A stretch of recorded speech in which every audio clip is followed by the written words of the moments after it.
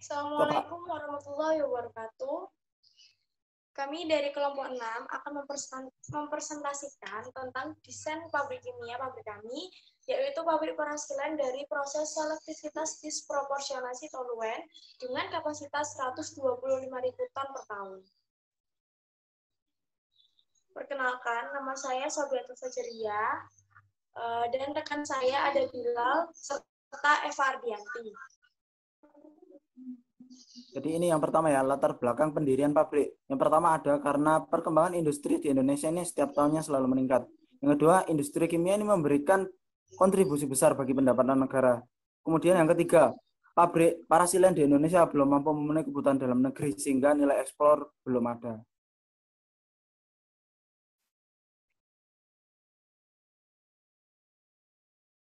Selanjutnya mengenai kapasitas produksi. Nah, dari data konsumsi, impor, dan juga ekspor yang telah diketahui, maka didapatkan nilai produksi pada tahun 2021 sebesar 125.000 ton per tahun.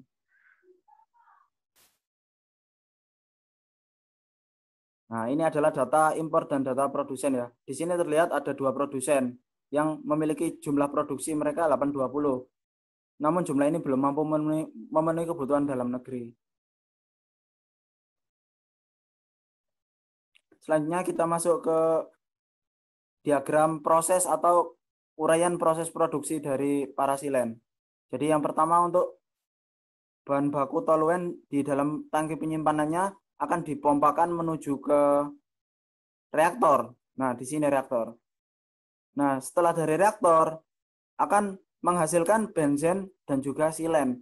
Kemudian produknya akan dipompa lagi menuju ke menara destilasi. Nah, di destilasi ini tujuannya untuk memurnikan agar parasilennya bisa lebih murni. Yang akan keluar melalui bagian bawah menara destilasi akan disimpan di dalam tangki penyimpanan parasilen. Kemudian untuk produk atasnya yaitu berupa benzen tadi ya. Ini jika dimurnikan sekali lagi maka memiliki nilai ekonomis. Nah, yang akan keluar dari bagian atas ini sudah murni berarti. Disimpan di dalam tangki penyimpanan benzen. Kemudian untuk produk bawah dari menara destilasi 2 ini masih kandungan toluennya masih lumayan tinggi sehingga masih bisa di-recycle atau dimanfaatkan kembali untuk diolah di dalam reaktor. Seperti itu.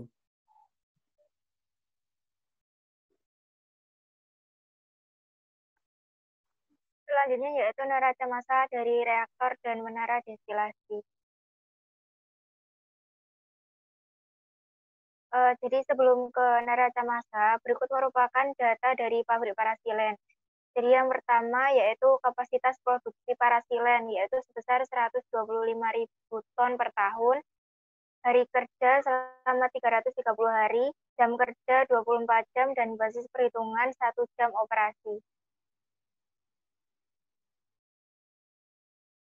Kemudian neraca massa dari reaktor. Jadi hasil dari neraca massa reaktor ini nantinya akan menghasilkan benzen dan silen.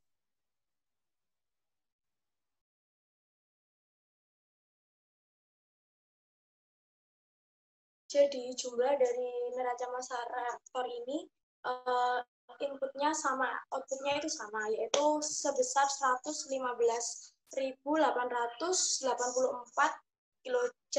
kilogram per jam. Selanjutnya yaitu neraca massa dari menara destilasi. Komponen yang ada di dalam menara destilasi ini ada benzen, toluen, parasilen, metasilen, ortosilen. Nah, ini selanjutnya adalah rincian dari neraca massa menara destilasi ya. Dari perhitungan didapatkan nilai input sudah sama dengan output, yaitu sebesar 15.782,83 kg per jam.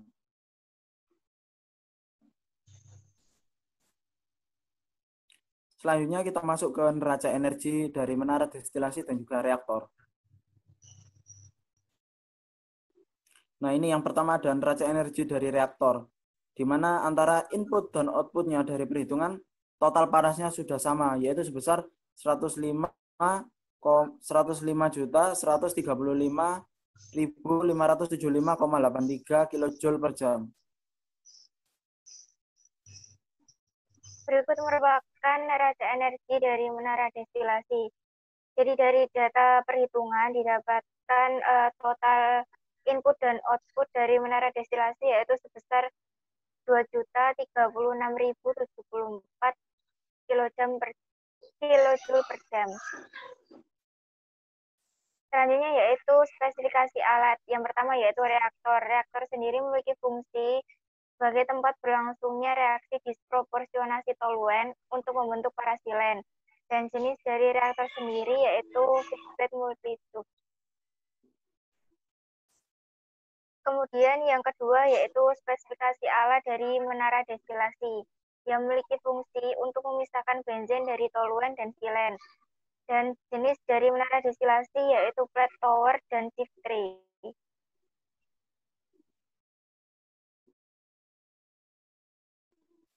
Selanjutnya yaitu diagram proses dan instrumentasi dari pabrik parasilen. Instrumentasi yang pertama yaitu instrumentasi dari reaktor, di mana instrumentasi dari reaktor ini terdapat dua instrumen, yaitu temperatur kontrol dan pressure control, di mana jenis dari temperatur kontrol yang digunakan ini yaitu jenis heater.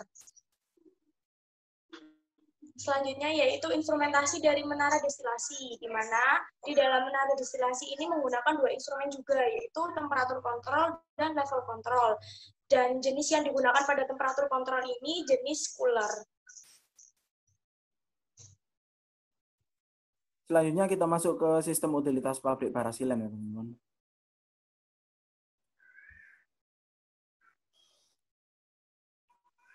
Nah, di pabrik parasilen ini ada 4 unit, yaitu yang pertama unit pengadaan steam, unit pengadaan air, unit pengadaan listrik, dan juga yang terakhir unit pengadaan bahan bakar.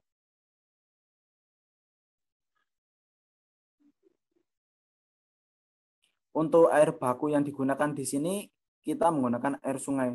Alasan utamanya karena mudah diperoleh, karena pabrik yang akan kami dirikan berdekatan dengan sungai.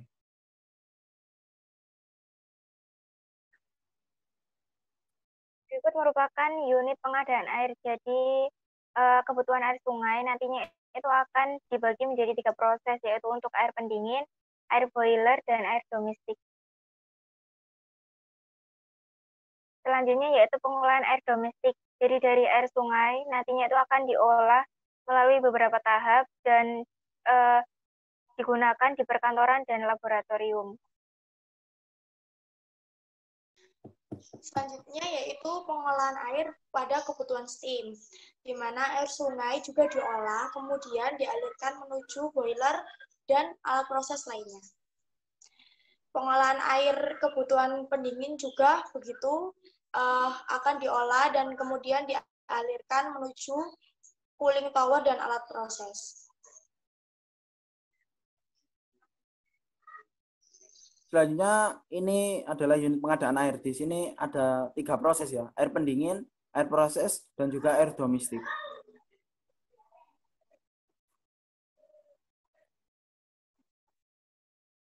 Selanjutnya adalah unit pengadaan steam. Untuk steam sendiri di sini yang digunakan kan air sungai. Itu harus dihilangkan dulu kesadaannya agar ketika di dalam boiler nanti tidak terjadi kerak seperti itu.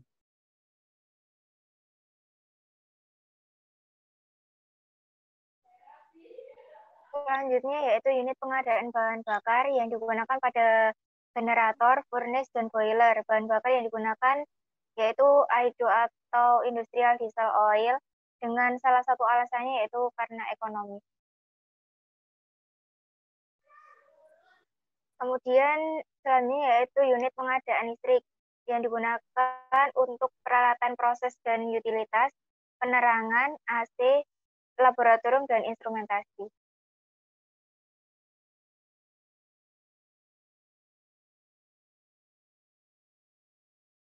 Listrik yang digunakan yaitu listrik yang telah disuplai dari PLN dan sebagai cadangan ada generator bertenaga diesel, di mana nantinya listrik akan dialirkan menuju 5 unit, yaitu unit proses, unit utilitas, instrumen dan kontrol, keperluan kantor, dan faktor daya. Selanjutnya yaitu keselamatan kerja dari pabrik parasilen. di mana kecelakaan kerja merupakan kecelakaan yang diakibatkan ketika sedang bekerja.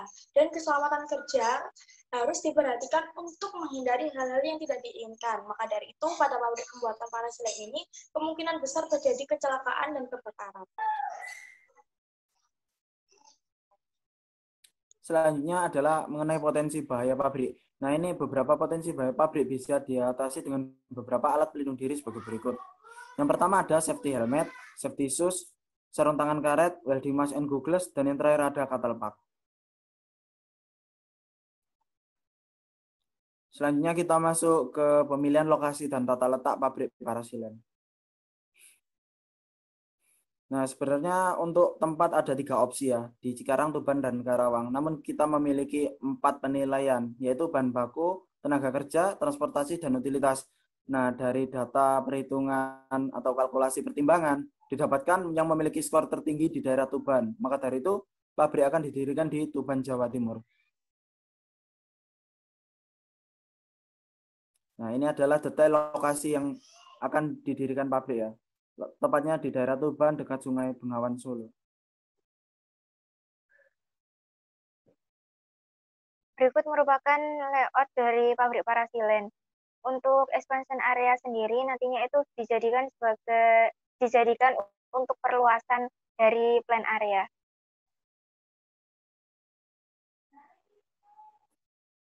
Kemudian tata letak peralatan atau detail dari plan area, yaitu sebagai berikut.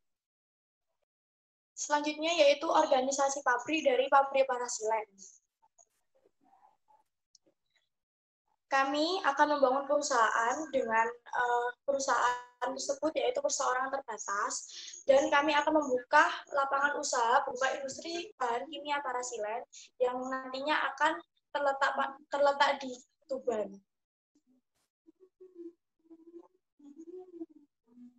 Jadwal dan jam kerja dari pegawai kami ada 2, yaitu ada non-shift dan shift, di mana nanti shiftnya itu ada 3, yaitu shift pagi, siang, dan malam. Selanjutnya yaitu struktur organisasi dari perusahaan kami.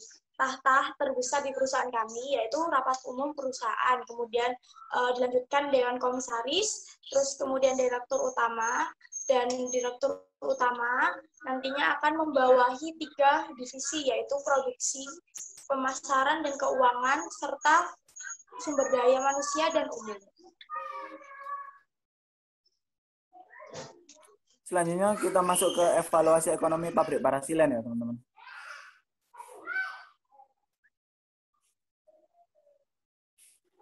Nah, selanjutnya ini adalah penentuan indeks harga peralatan. Nah, indeks harga bisa dilihat di websitenya CEPCI atau Chemical Engineering Price Cost Index.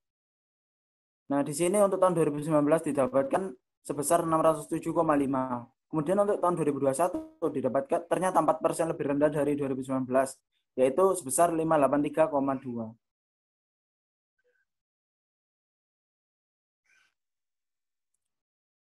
Selanjutnya kita masuk ke analisa ekonomi. Jadi dari perhitungan yang sudah dilakukan, total capital investment atau TCI didapatkan sebesar 1.604 miliar. Untuk total production cost sebesar 19.102 miliar. Untuk rate of return atau ROR sebelum pajak sebesar 82,98%. Kemudian untuk ROR setelah pajak sebesar 53,94%.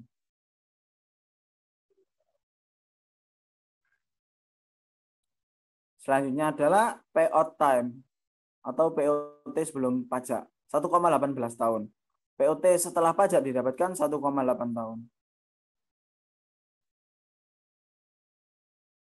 Nah, selanjutnya ini adalah grafik dari BEP ya. Nah, dari grafik ini bisa kita lihat titik BEP berada pada 12,5% dengan kapasitas produksi sebesar 125.000 ton per tahun.